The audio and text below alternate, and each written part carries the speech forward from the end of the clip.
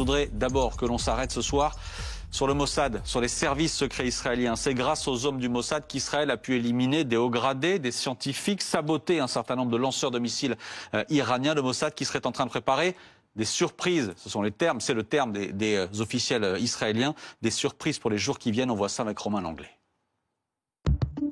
Sur ces images diffusées par le Mossad, 2 agents israéliens déclenchent en pleine nuit des drones kamikazes depuis le territoire iranien. Objectif, neutraliser les systèmes de défense aérienne de l'Iran pour ouvrir la voie à Tsahal et ses avions militaires. Nous sommes le 13 juin 2025 aux alentours de 2h15 du matin. L'opération Réveil du Lion menée par Israël est officiellement lancée.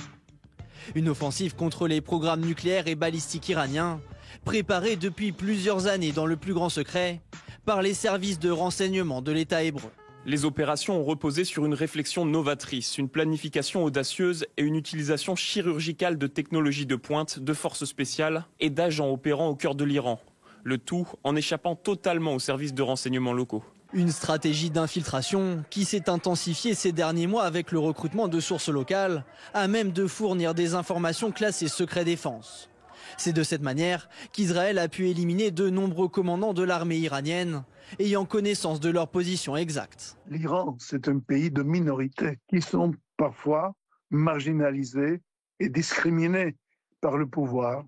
Et parmi eux, vous avez plusieurs qui sont prêts à servir, à travailler avec le Mossad israélien. Des révélations qui font désormais souffler un vent de paranoïa sur Téhéran, où la traque des espions du Mossad est devenue une priorité. Ce matin, les gardiens de la révolution disent avoir arrêté 5 agents infiltrés. Ces mercenaires, par leurs activités délibérées, ont tenté de susciter l'inquiétude du public et de noircir l'image du système sacré de la République islamique d'Iran. Dans les rues de la capitale, des affiches somment également la population de se méfier de chaque individu, notamment ceux qui se promèneraient avec des masques anti-Covid ou encore des chapeaux sur la tête. Allez, on va en parler ce soir avec Aïda Tavakoli. Bonsoir, merci d'être là. Vous êtes doctorante franco-iranienne, fondatrice de l'association We Are Iranian Students, qui défend les droits des étudiants iraniens. Nitzan Horowitz avec nous. Bonsoir et merci d'être là. Monsieur. Ancien journaliste à Haaretz et ancien ministre de la Santé en Israël de 2021 à 2022. Et Bernard Bajolet est avec nous. Bonsoir et merci d'être en distance avec nous. Ancien patron de la DGSE, je viens à vous dans un instant. Mais d'abord, Nitzan Horowitz, quand on parle du Mossad, vous êtes arrivé en studio en disant que vous étiez bluffé par ce que les services israéliens avaient réussi à faire. Bon, il paraît qu'ils ont planifié ça pendant des mois et des mois. C'est pas seulement le Mossad, il faut qu'on soit... le Mossad et l'armée israélienne. Et les services de renseignement militaires, l'unité 8200, comme ça s'appelle. Et il s'agit d'un groupe d'experts de haute technologie, de l'IA, enfin de l'armée de l'air, qui ont pu vraiment pénétrer l'Iran et achever une chose extraordinaire pour un petit pays comme Israël, c'est-à-dire une supériorité aérienne dans un pays qui est à 2000 km, qui est un pays énorme, très fort, très grand, mais quand même Israël contrôle l'espace aérien iranien. En plus, ce qu'on voit depuis quelques jours, c'est que la capacité de l'Iran de lancer ses missiles très puissants vers Israël a diminué. Donc, c'est-à-dire qu'Israël a affaibli et cette capacité iranienne, et donc Israël maîtrise le jeu du point de vue militaire. Oui. Point de vue militaire. Je voudrais vous entendre, Bernard Bajolet, vous en tant qu'ancien patron des services français. Est-ce que vous êtes bluffé aussi par ce qu'ont réussi les agents du Mossad, notamment les agents du Mossad?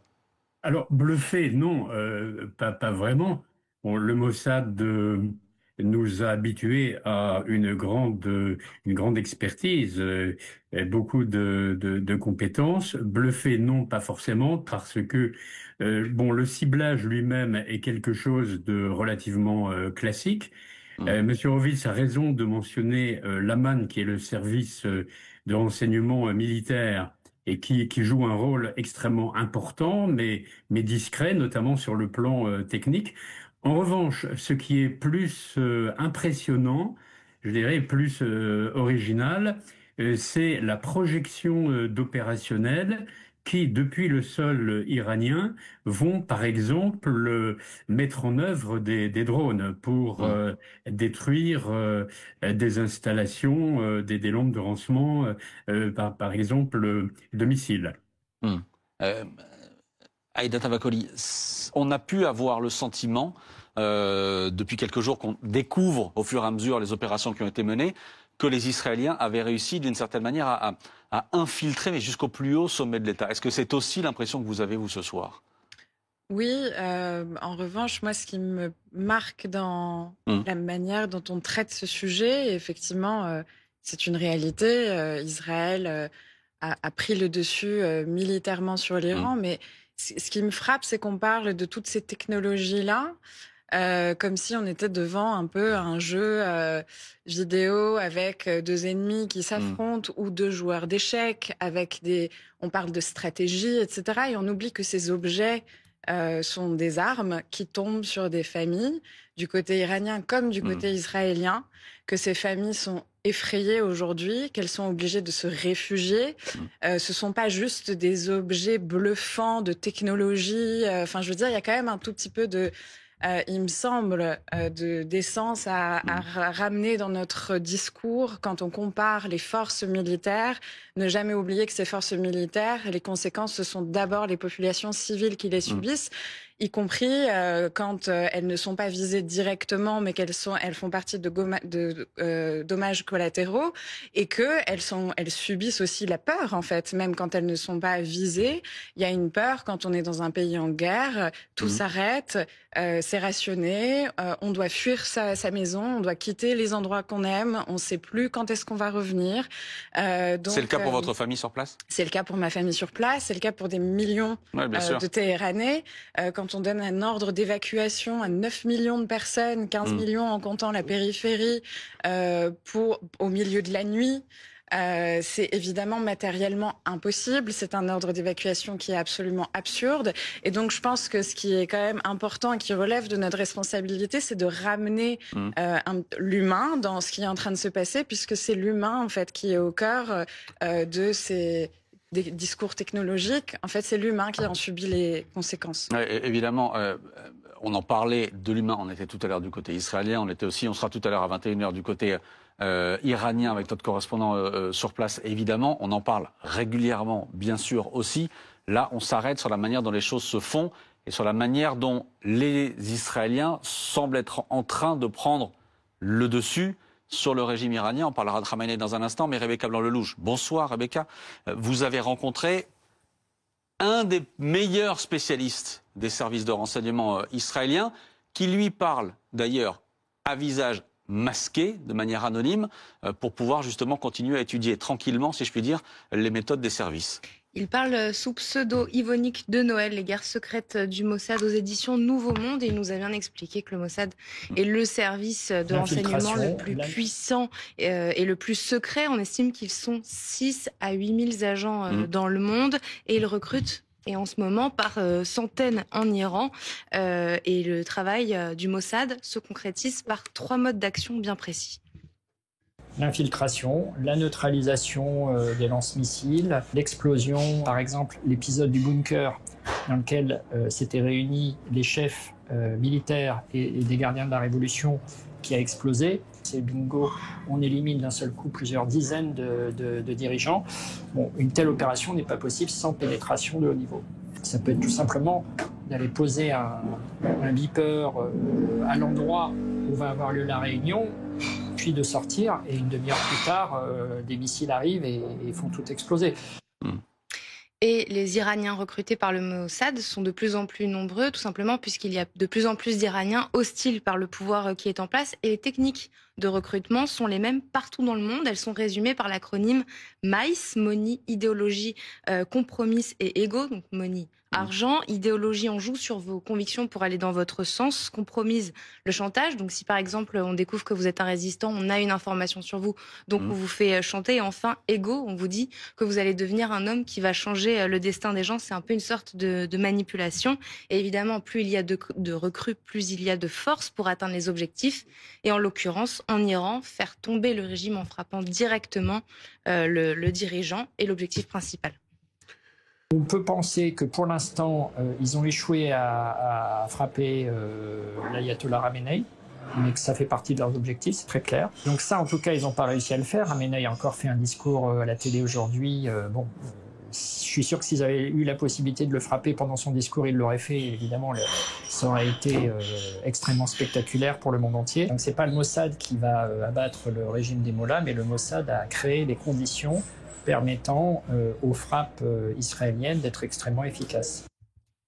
Et évidemment, et ça a été dit tout à l'heure, le Mossad n'est pas le seul service de renseignement à travailler. Ils sont plusieurs à collaborer ensemble en ce moment. Merci à vous, Rebecca Blanc-Loge. Est-ce que l'objectif d'Israël aujourd'hui, c'est de changer de régime? Pas officiellement. Pas officiellement. Mais concrètement parlant, oui. Parce que quand on voit le plan israélien, plan militaire, il est brillant. Vraiment extraordinaire. C'est incroyable. Mais ça ne suffit pas. D'abord parce qu'Israël n'est pas en mesure de le faire seul. Israël a besoin des États-Unis pour, par exemple, bombarder l'installation nucléaire de Fordow, qui est souterraine, avec des bombes de 15 tonnes. Israël n'a pas ça. Ça d'abord. Et puis, on sait que si le régime reste, alors sans doute il va reconstruire le nucléaire, essayer de refaire ce programme nucléaire. Donc, on voit, enfin, dans les déclarations même de Netanyahou, ministre de la Défense en Israël, des signes comme quoi le but ne sont pas seulement de buts militaires ou nucléaires, mais de symboles du régime islamiste. Par exemple, la télé iranienne qui a été bombardée par Israël, ou une université qui a été bombardée. Et je partage votre sentiment pour la perte de vie humaine. Oui, et Emmanuel Macron vous dit ce soir, les objectifs que vous êtes en train de frapper, ils sont en train de s'éloigner du programme nucléaire iranien. On a vu des hôpitaux frappés, on a vu des choses comme ça où il y a des civils en dessous. Ce qui nous montre ce que, en fait, le but, c'est de renverser le régime. Et alors là, pour faire ça, ça se fait pas du tout à partir de bombardements ou d'opérations de Mossad. Il faut avoir des alliés, il faut avoir de forces à l'intérieur pour faire tout ça.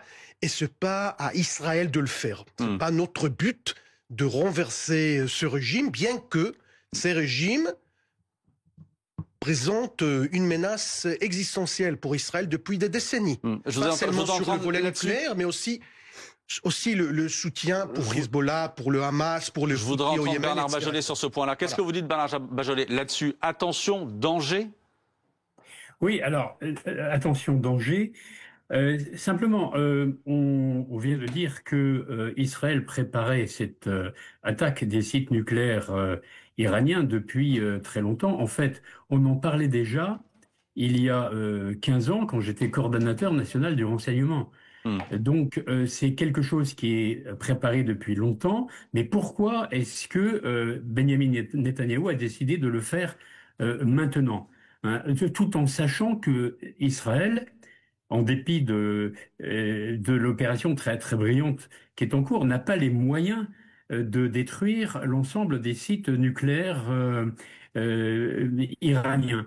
Donc, le changement de régime, peut-être, on a l'impression d'ailleurs que cet objectif-là est intervenu en cours d'opération. C'était pas forcément l'objectif de départ, mais on voit bien que les Iraniens, le peuple iranien est tétanisé, pour le moment ne réagit pas.